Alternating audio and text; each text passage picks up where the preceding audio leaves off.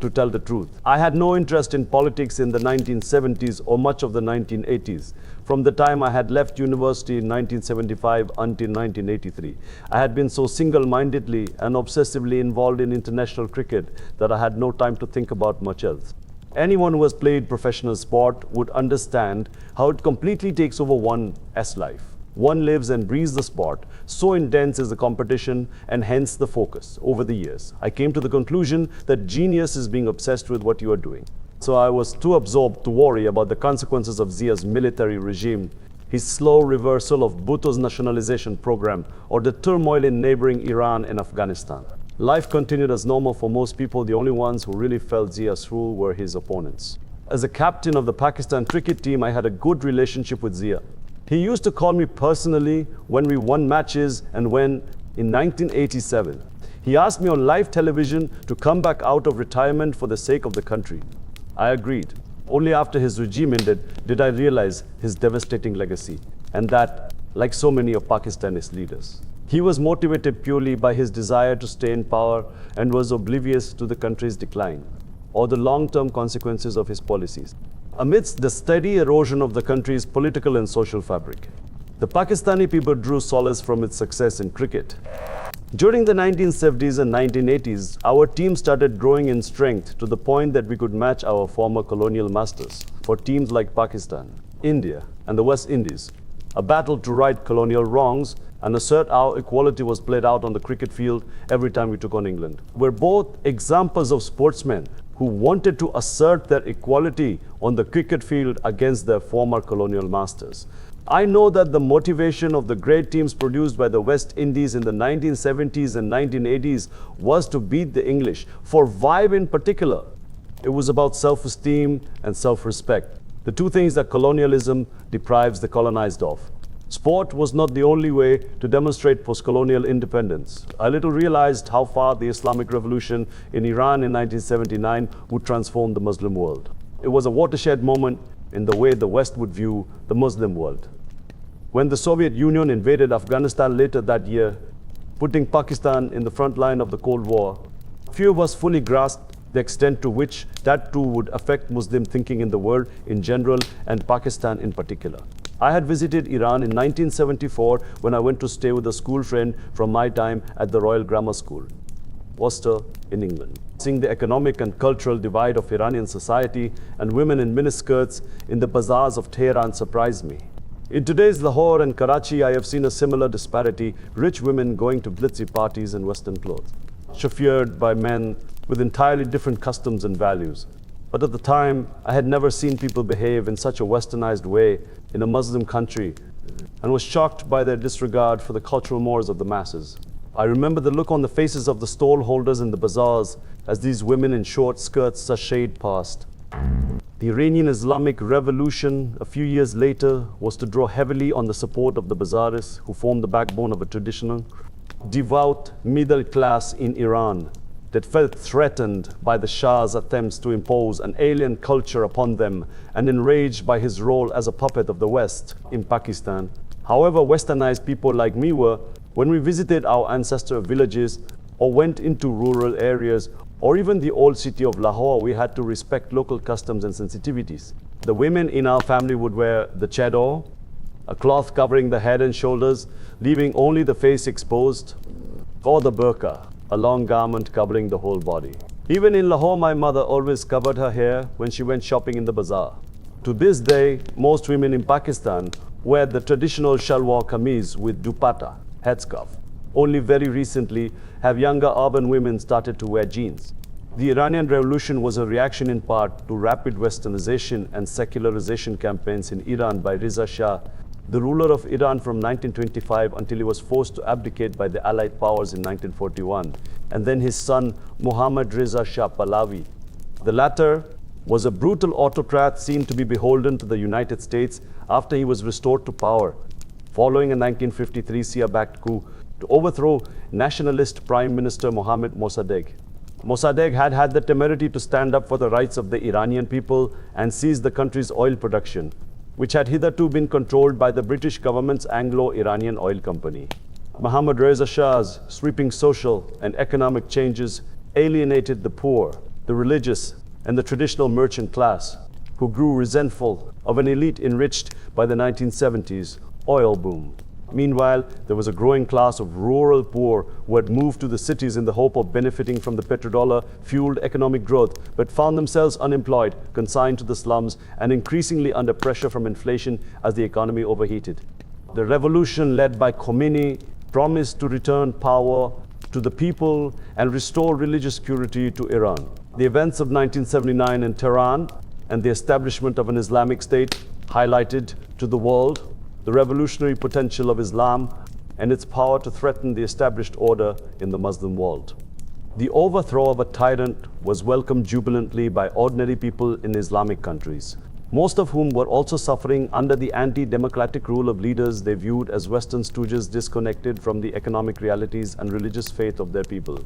As with the Middle East revolts in 2011, a sense of euphoria rippled across the region. The broad base and strength of a movement that had toppled such a powerful Uzbek regime was also inspiring to people long resentful of colonial interference and Western hegemony. And it had been achieved through relatively peaceful means, with mass demonstrations and strikes.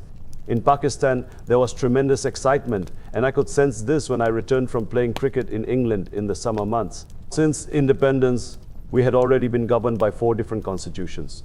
We had run through parliamentary democracy, Ayub Khan's presidential democracy, which was effectively a military dictatorship, economic liberalization, and martial law. Yet here was Khomeini, standing up to the West with a new system that was both Islamic and anti-imperialist. The political Islam of the Iranian Revolution led the void left by the failure of Arab nationalism in the Muslim world. Socialism had been discredited, and communism had never really taken off in a culture where religious faith is such an intrinsic part of life. As the Iranian slogan went, neither east nor west, Khomeini had forged a new path that owed little to either the Western powers or communist Russia. And he explicitly presented his ideology as an exportable political solution to the entire Islamic world. Consequently, the West was terrified. The Muslim world had reached a new turning point. At stake were Western puppet regimes in oil-producing countries like Saudi Arabia, whose royal family Khomeini openly criticized. In the same way that the West turned a blind eye to corrupt regimes that claimed to safeguard the free world from the evils of communism, from then on, autocratic rulers could manipulate Western fears in order to clamp down on any political opposition in the name of fighting Islamic fundamentalism. The 9/11 attacks on the United States further reinforced this tendency. It was also at this point that the West started sending UNGOs into Muslim countries to encourage secularization, often in the name of liberating our women or promoting human rights. Whenever there is unrest in an Islamic country, the old fears about Iranization or Islamization of the country in question are raised by the West. Only recently, in early 2011, this happened when the people of Egypt and Tunisia toppled their dictators. Other countries too faced internal dissent but dealt harshly with it. However, in Yemen and Bahrain, the actions that in Libya would lead to NATO intervention were allowed to continue as the regimes were deemed pro-Western. Zia, keen to legitimize his unconstitutional takeover of Pakistan, felt the mood created by the Iranian Revolution and responded accordingly. His predecessor, the Oxford and Berkeley educated Zulfikar Ali Bhutto, had used religion to counter his Western secular image by pandering to the religious parties. Bhutto's 1973 constitution confirmed Pakistan's identity as an Islamic republic. The teaching of Islam was made compulsory in schools, and a Council of Islamic Ideology was set up to advise on Islamic legislation. He had declared the Ahmadi sect non-Muslims. His critics, though, only hardened their demands, campaigning for the introduction of more Islamic laws. Zia cashed in on the opposition to Bhutto from the religious parties, which equated secularism with anti-Islamism. He was prepared to go much further than Bhutto, pledging on coming to power in 1977 to make Pakistan an Islamic state. His version of the Nizam-e-Mustafa, the system of the Prophet, aimed to overhaul penal codes inherited from the British by bringing them into line with Sharia law.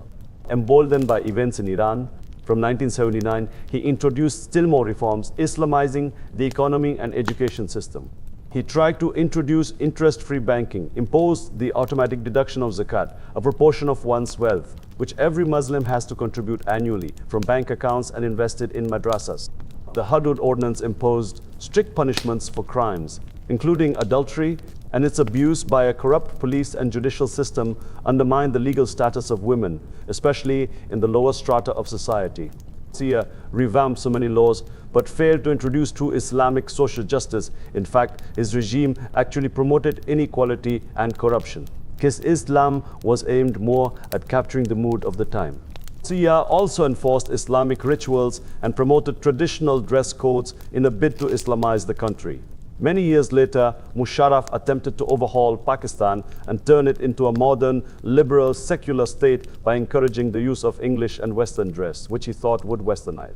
Zia's Islamization, Musharraf's enlightened moderation failed in their aims. As in such situations, people follow the latest diktats, but inwardly carry on as before. Both Zia and Musharraf failed to understand that imposing outward observances will neither instill a sense of religious faith nor propel a country into the 21st century. General Zia's Islamization program received another boost with the Soviet invasion of Afghanistan. Practically overnight, he became a key Cold War ally of the Americans, who now forgot their qualms about backing a military dictator. Perhaps this was the origin of the saying that you need the support of the three as to lead Pakistan, Allah, the army, and America. It was another example of the Yas's ability to pick and choose when to object to evil despots or not, while lecturing the developing world on the universal importance of democracy and human rights. Fearful that the Soviets might push through Afghanistan to reach the Arabian Sea in the Gulf and choke off vital oil supplies, the Shia, Saudi Arabia, and other Gulf states through Pakistan's inter-services intelligence, the LC funded, trained, and armed thousands of militants to fight them. Many of these jihadists stayed on in Pakistan after the war, unwanted by their own governments. Having created these foot soldiers to do jihad against communism, the United States and its allies hunted them down as Al-Qaeda members and jihadis a decade after the Soviet withdrawal. At the time, there was a general feeling in Pakistan that the war against the Soviet occupiers was a just war. And people made tremendous sacrifices. With my journalist friend Harun Rashid, met so many young men in Peshawar who had done time in Afghanistan, guerrillas they might be called now, but they were heroes fighting against occupation. A romantic cause that drew idealists from across the Muslim world in the way the Republicans in the Spanish Civil War had attracted thousands of non-Spanish volunteers in the 1930s. They became rapidly disillusioned with the way the groups changed at the end of the war. However, unlike Musharraf after 9/11, Zia never allowed the Shia to spread its network within Pakistan. It was the LC who trained the militant groups funded by the Shia. Jihad is a vital concept in Islam. Indeed, it is the most important concept in terms of an Islamic society. Jihad is about standing up to injustice, and it keeps a society alive and vibrant. In Islam, there are three types of jihad. The first is the individual struggle to purify one's soul of evil influences. The second is to strive for justice through non-violent means. And the third is the use of physical force in defense of Muslims against oppression or foreign occupation. A Muslim must stand up for justice, for any human being's rights, regardless of their religion. When a society does not stand for justice, it dies. 2 million people marched against the Iraq war because they felt it was unjust. Were they Muslims, they would have called this protest jihad. After all, the Quran repeatedly points out that God loves not aggressors. And if everyone in a society stands up for justice, then their rulers have to listen. In the 1980s, the concept of jihad became glamorous because of the fight against the Soviets. Now it is a word associated with terrorism. There remains nothing wrong with the concept of jihad, a struggle for doing the good and forbidding the evil. But like all noble concepts, it can be misused. For many men drawn to Afghanistan, the tribal areas on the border with Afghanistan faced for the first time in their history an influx of foreign fighters. Gathered from the Muslim world to fight the Russians, thousands of Saudis, Yemenis, Egyptians, Algerians, Tunisians, and Iraqis flocked to Afghanistan, often passing through Pakistan, trained by the lazy and funded by the Shia. A Saudi billionaire who had sacrificed a life of luxury to fight for the Afghan people was one who drew particular admiration. He was Osama bin Laden. My friend, the lawyer Akram Sheikh, remembers seeing him at a reception at the American Embassy in Islamabad in 1987. I went to a fundraising ball for the Mujahideen in 1983 at the Café Royal, a bastion of London's wealthy elite, once frequented by Winston Churchill and Oscar Wilde. It was a very fashionable cause to support, with campaigners in the UK, including Lord Cranborne, an old Etonian conservative MP, and in the United States, Joanne Herring, the Texan socialite portrayed in the book and film Charlie Wilson's War. The legendary Pashtun pride, courage, and lack of self-pity inspired their backers in 1985. Ronald Reagan famously introduced members of the Mujahideen as the moral equivalent of America's founding fathers during their visit to the White House. Amongst them was Gulbuddin Hekmatyar, leader of the Hezb-e-Islami political party and paramilitary group. Opoji and the Afghan jihad against the Soviets and the main recipient of foreign funding for the cause, he is now waging a jihad against NATO forces in Afghanistan, who, as far as he is concerned, are foreign occupiers just as the Russians were. He is now wanted by the United States for participating in terrorism with Al-Qaeda and the Taliban, and termed by the State Department a specially designated global terrorist. Pakistani Pashtuns living along the Durand Line, which when it was drawn up in 1893 by the British to mark the border between Afghanistan and what was then British India, had split the tribes, have always felt the repercussions of the tumultuous events in Afghanistan. About 100,000 people a month cross to and fro the border, meaningless to them. People in the tribal areas therefore felt it their duty, both as Muslims and Pashtuns, to join their brethren in the fight against the communist infidels. There was a flood of weapons into northwest Pakistan. Sir Olaf Carroll, the last British governor of what was then the Northwest Frontier Province, NOSP, described the Pashtun in the tribal areas as natural warriors with every man armed. Now the tribes had access to more sophisticated weapons. As arms went one way, heroin flowed the other. On their journey from the port of Karachi to Afghanistan, many of the weapons dispatched by the Shia disappeared into the local markets. Karachi ended up becoming one of the most violent cities in the world, while Kalashnikov culture hit Pakistan in general, and the tribal areas in particular. The trucks, which were used to carry the weapons, were then file-led with heroin extracted from poppies cultivated in Afghanistan and the Pakistani border area and sent back to Karachi.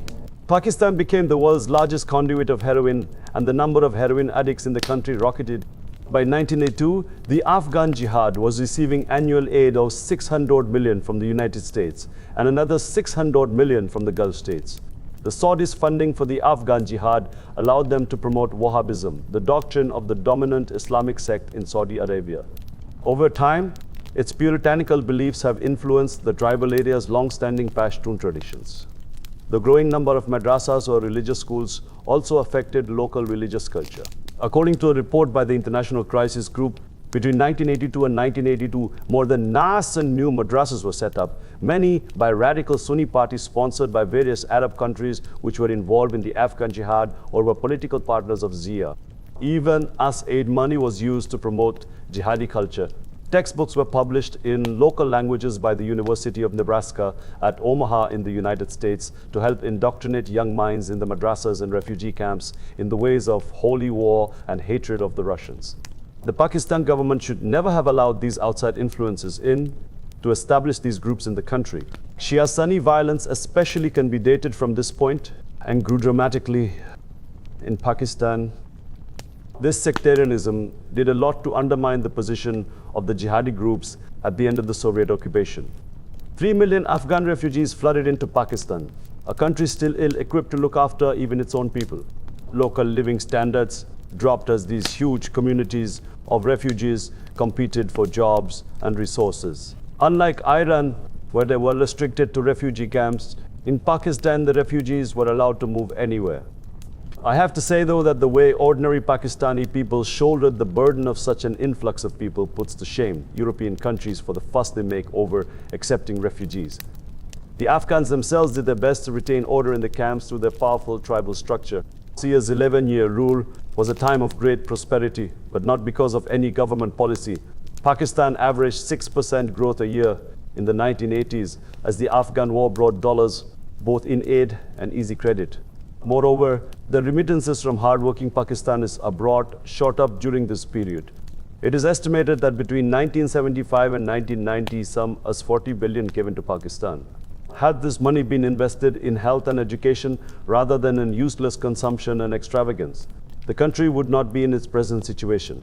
But under Zia, corruption passed manageable proportions. He used the money flooding in for the war to buy off political opponents and to fund new political cronies who would support his rule. Through complete control of information, the graft within the military hierarchy was hidden. But Zia's worst legacy was that in trying to keep Bhutto SPP out of power, he manufactured alternative political forces, strengthening both extremist groups and the military at the expense of democracy. In doing so, he also allowed his own cronies to make money through corruption. This was the period when Nawaz Sharif, twice Prime Minister of Pakistan, 1991-93 and then 1997-99, after which he was forced into exile for some years. First, the iron foundry his family had started and which was lost to nationalization under Bhutto was returned to his father by Zia. Then he was allowed to build his business empire by using his position as Punjab's Minister for Finance. When he was elected Punjab's Chief Minister, he did the same, working from the principle that every politician has a price. He dished out state resources to buy politicians and become head of a political party. Pakistan Muslim League, and later the Islamic Democratic Alliance, which had been cobbled together by Zia's elves. According to an affidavit to the Supreme Court by the head of IC at the time, General Durrani, Nawaz Sharif, amongst other politicians, received 3.5 million rupees from them. Since candidates were not affiliated to parties, they had to be lured into Zia's King's Party through material incentives, like plots of state land, loans from nationalized banks, permits and lucrative government contracts. The polls were a disaster for Pakistan, creating a culture of corruption and sowing the seeds for much trouble to come. Might have been more focused on my career at the time, but it pained me to watch the steady decline of my country from the 1970s. Spending my summers in the Yuk playing professional cricket enabled me constantly to compare Pakistan with a developed nation, and it was demoralizing.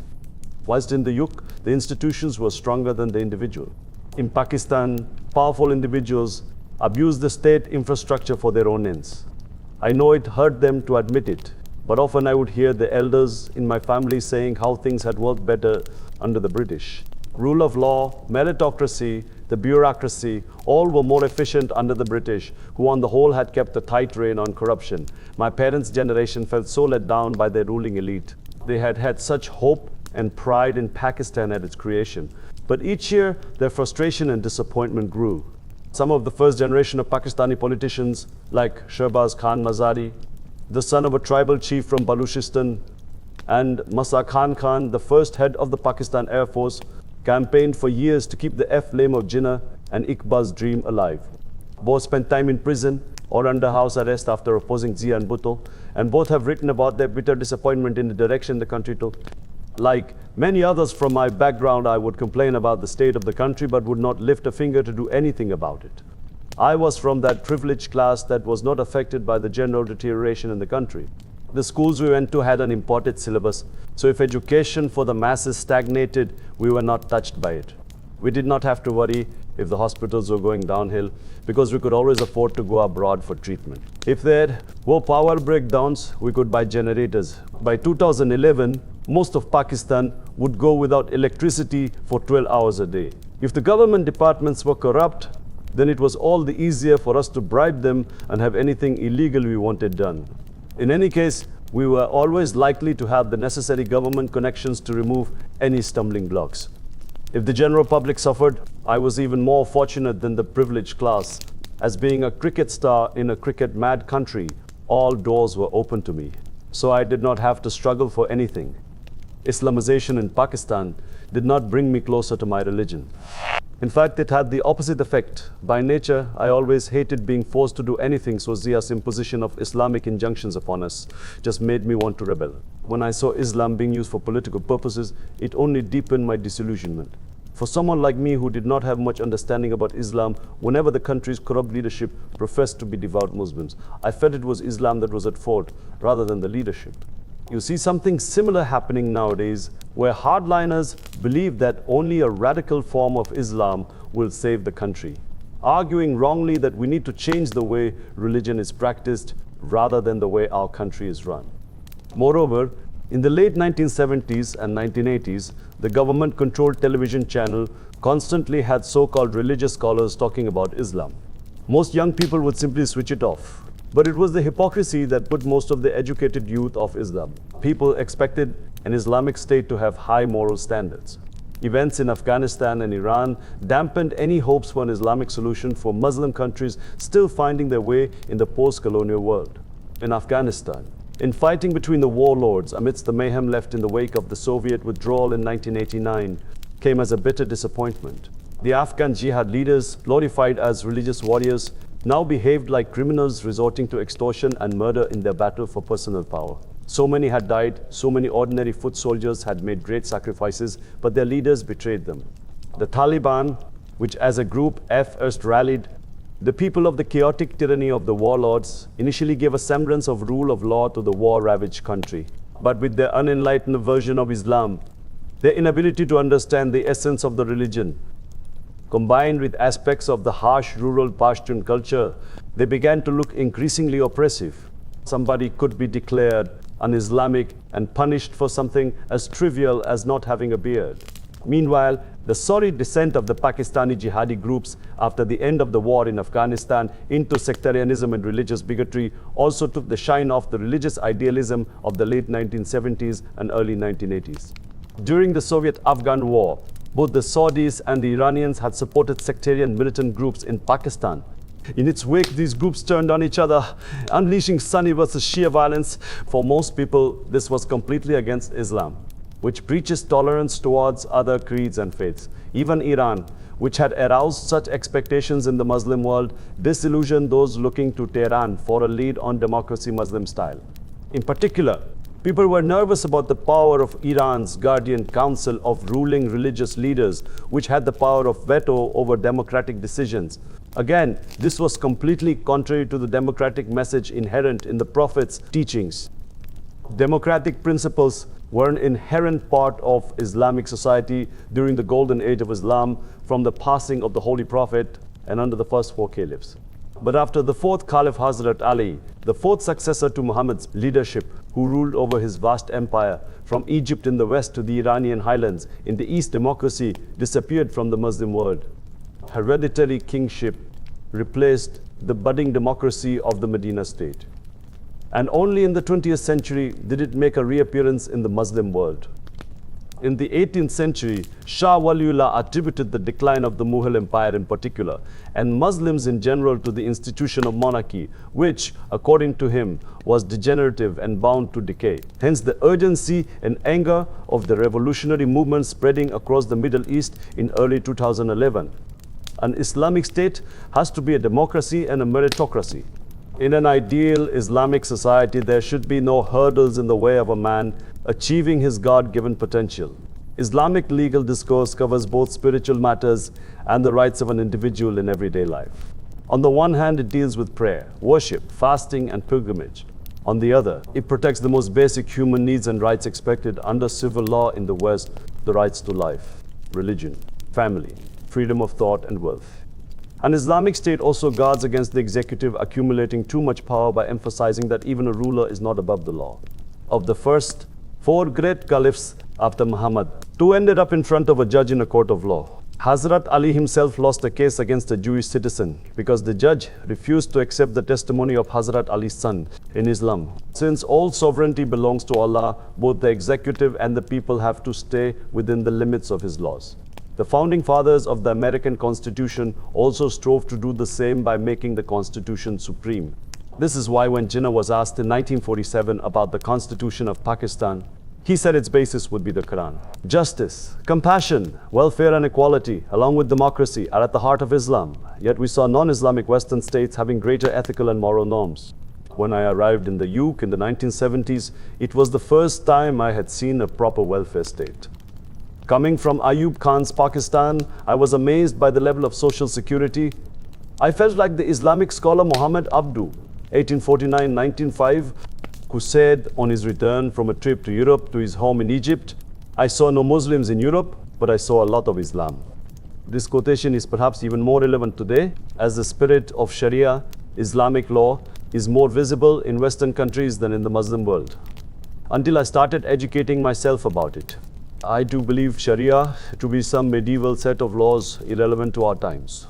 It conjured up images of fanaticism, women in veils, terrorism, intolerance, and the abuse of human rights.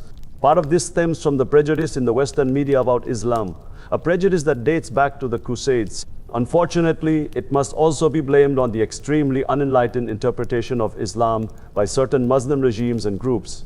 In theory, the Islamic State should be a welfare state. That is why I find it strange that in Pakistan, people who stand up for Islamic values are called rightists.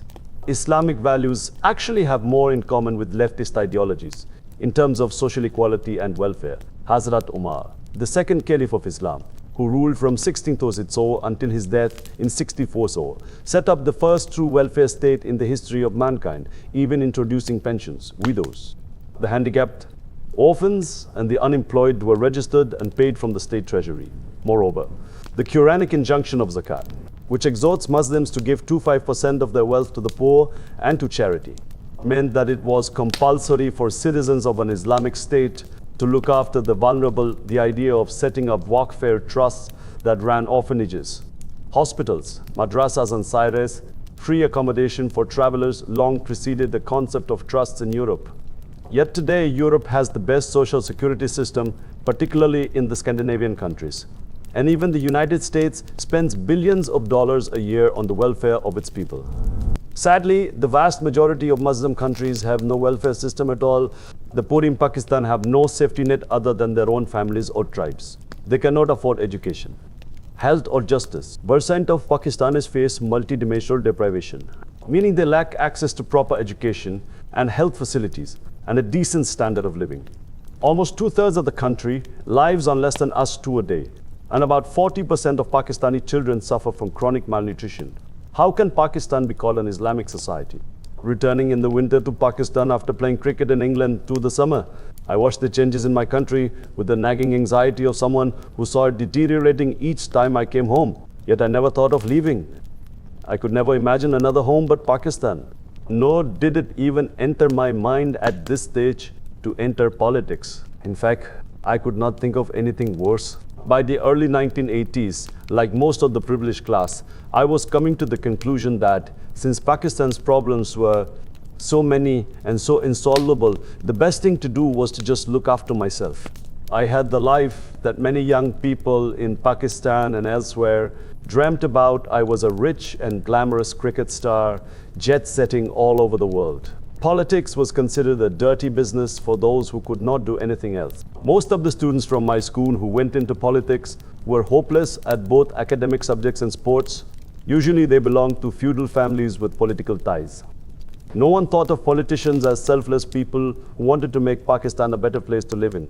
Neither did I take much interest in social work or charity. Sure, I attended fundraising dinners every now and then, but hardly ever because I was touched by the cause of a particular charity, more because of the social occasion. I hardly ever gave zakat, feeling I had done my duty to society once I had paid my taxes. Despite this, it was around this time I began to contemplate that there could be a God. It had nothing to do with Pakistan's Islamization, but it's something to do with cricket. By 1982, I was close to my peak as a cricketer. I had been playing all year round for almost 7 years. During this time, I began to observe a phenomenon that players call luck. There were times when I would be in great form yet would not have much success, whereas at other times I would be feeling lousy and yet do well. I also found that in closely fought contests, there was usually one point that would tilt the contest in favor of one team. Sometimes this would have nothing to do with playing ability. For instance, many times during my cricketing career, an umpiring mistake or bias had cost one team the match, even the series. There were other times when a contest was being won by a team and some non-cricketing phenomenon like rain would tilt the game in the other team's favor. The toss of a coin also sometimes made the difference between winning and losing. And a peculiar phenomenon, which only pace bowlers would appreciate, is that sometimes a ball just does not do anything, no matter how helpful the conditions, while at other times, a ball will swing in unhelpful conditions. This was because of the way it was stitched together. Then, of course, a ball could become soft or out of shape, and would not respond to the most skillful bowler, again influencing the outcome of the match. On several occasions, I would also observe that a batsman would play as if he had a charmed life and was destined to score runs on that particular occasion. He would make mistakes, take unnecessary risks, invite catches, look as if he was about to be got out any second, but end up making runs and being successful. I began to realize that in sports, no matter how good I was or how hard I tried, success was never guaranteed. It is important to stress, however, that players who had ability, guts, diligence, and determination were consistently successful. But there seemed to be a zone beyond which players were helpless. Over the years, I began to ask myself the question, could what we call luck actually be the will of God? The other thing that made me feel there could be a God was the vulnerability every sportsman feels regarding injuries. A sportsman can train for months to prepare himself for a big event, yet a slight muscle tear can result in all the hard work going down the drain. As a fast bowler, I had to be in perfect muscle condition before a match. Several times I played with half injuries, not sure whether they would worsen during the match or gradually improve. In 1982, I was at my absolute peak as a fast bowler in terms of physical strength, experience, and skill, and was poised to go for the world record for the highest number of test wickets. I was so fighty and strong that I felt nothing could stop me. This was a point in my life when I used to wonder how people could get old. I just could not imagine that I could ever lose my fightness and strength to age. I felt invincible. In 1 year, I had got over 90 test wickets in just 13 tests, almost a world record. I had got there through sheer passion and hard work and never relied on anyone but myself. If I had injuries, rarely would I go to a physiotherapist, relying instead on exercise to help me recover. The Pakistan cricket team was rapidly becoming a force in international cricket. We had just thrashed Australia and India comprehensively. Just at that point, I got a stress fracture in my shin bone and could not bowl for the next 2.5 years. During this time, the majority of the doctors I saw felt that I would never bowl again. My whole world came crashing down. Only an athlete can understand the shock of a potentially career-ending injury. It was the most devastating thing that had happened to me in my life so far. I also lost the confidence acquired through my success in cricket. Success always creates jealousies in certain quarters, and all this came out now. There was a spate of nasty articles against me. A couple of players who would not have dared to cross me when I was fight took the opportunity to put the knife in, feeling that I was finished and it was safe to vent their animosity. I used to deal with such people by performing on the field and shutting them up. Now I felt defenseless and had no clue how to deal with the situation. I became a recluse and in my mind made it into a huge crisis. But with hindsight, it was a storm in a teacup. Much later, I read a book by the eminent cricket writer and historian David Frith about how many cricketers had committed suicide once they could no longer play cricket. I understood their torment. Not knowing whether I would bowl again made me feel extremely unsure and insecure about my future. In such a state of mind, I saw an astrologer. Until then, I had never believed anyone who claimed to be able to tell the future, and frankly, I had never needed to. I had so much self-belief that I felt I could achieve anything through my own talent and hard work. I was never one of those sportsmen with trivial superstitions about objects or habits that would bring me luck in a match. My experience with both the astrologer and the clairvoyance was highly unsatisfactory. Most of what they said was wrong. In my state of uncertainty and vulnerability, despite all my doubts, I would turn to God, especially when, on the long and painful road to recovery, I would start feeling twinges in my shin bone. Twice I had bowled too soon without waiting for the bone to heal properly, and both times the crack reappeared. The third time I was careful, but whenever I felt pain, I was never sure whether I would make it or not.